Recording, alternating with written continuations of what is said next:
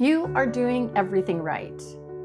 You are showing up, you are caring for everyone, you are keeping it all together.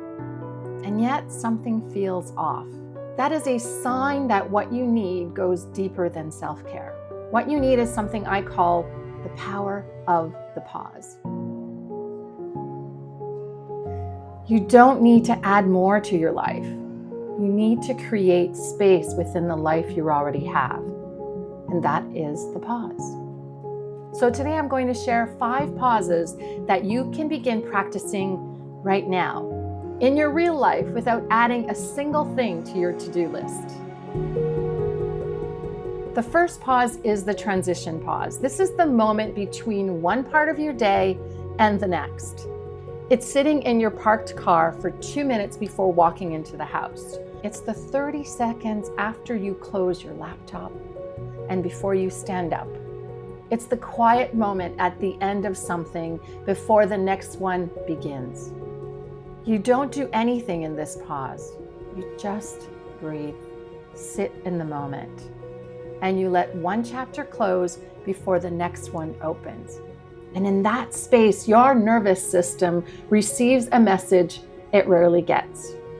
That part is done. You can put it down now. The pause is not a break from your life. It's where you come back to it. Years ago, when my son was 2 years old, I made the decision not to go back to teaching full time. But I also wanted something for myself, not just to earn money. I wanted something that was mine. So I joined the Pampered Chef. You may have heard of them. I hosted parties, I connected with women, and I absolutely loved it. But looking back now, the most important part of that chapter wasn't the business at all. It was the drive home. After every party, I would get in my car and I would drive home in silence. No radio, and sometimes I'd open the window to let the air hit my face. And in those quiet minutes between the party and home, something would happen inside of me. A settling, a softness. At the time, I thought I was just decompressing, but now I understand what was actually happening. I was pausing. And that tiny, quiet, unscheduled moment, it was one of the most loving things I ever did for myself. Your nervous system has 2 main states. One is survival mode, which is high alert, adrenaline, problem solving, and managing. The other is the regulation and recovery, where your body repairs, where your cortisol lowers, where you return to yourself. If you're living at high speed day after day, your nervous system is like a train moving at full speed down the tracks, and you cannot safely jump off a moving train. You need the train to slow down. Your nervous system hasn't gotten the signal yet. It's still moving. But the pause is the signal. Even 10 seconds of an intentional pause begins to shift your nervous system back towards regulation, back towards you. The second pause is the intentional release pause. This is the pause before something hard, before the difficult conversation, before the call you've been dreading, before the moment that's going to require everything from you. You stop, even for 10 seconds. And you take a breath and you remind yourself who you are before you walk into it. And after that, you pause again.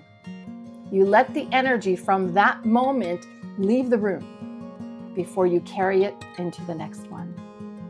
I had to practice this often with our 25-year business. I was the one who was responsible for handling difficult calls, whether it's a complaint, a situation where someone was upset and looking for relief.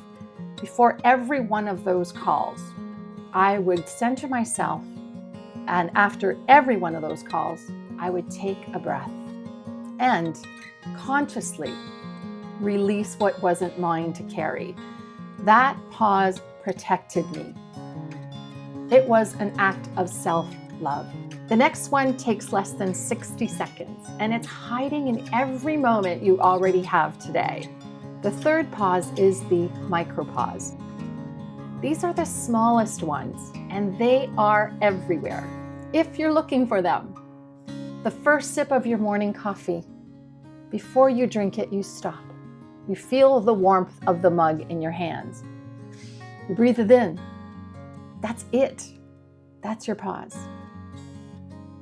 The moment your dog looks at you with those puppy eyes, that unconditional love, you let it land. Or the hug from someone you love. You hold it 1 second longer than you normally would. These pauses don't take time, they take presence. And they quietly tell your body, there is goodness here. You are allowed to feel it.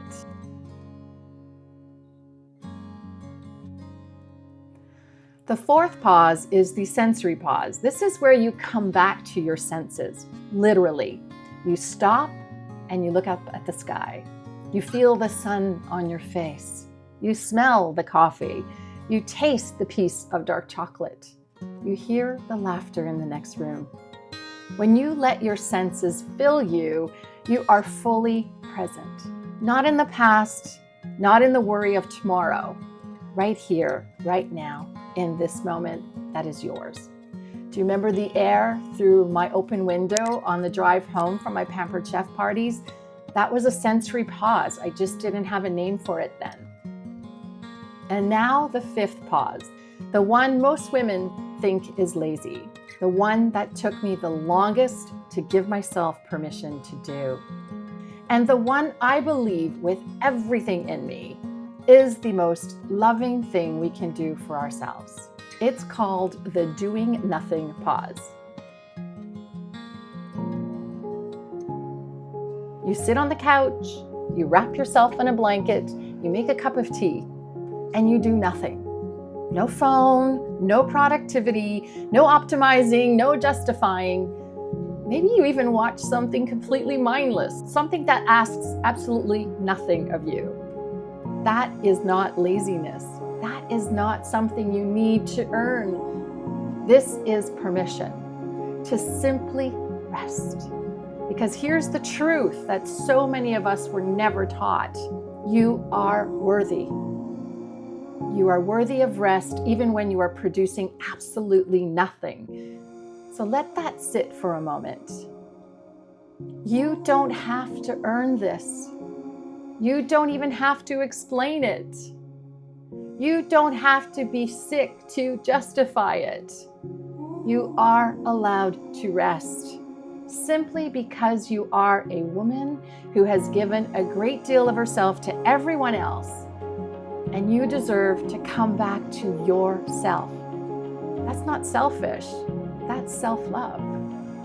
And that's why I saved this one for last, because that drive home from my Pampered Chef parties, I wasn't being lazy. I wasn't wasting time. I was doing the most important thing. I was coming back to myself. The pause is not a break in your life. It's where you come back to it. You haven't failed. You just needed something that goes a little deeper. You don't need more. You need space. And now you have 5 ways to create it, starting with the very next moment in your life.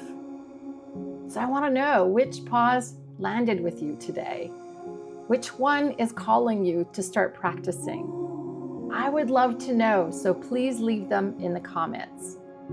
You are loved and you deserve to live fully in your life. Because at the heart of it all, that answer matters.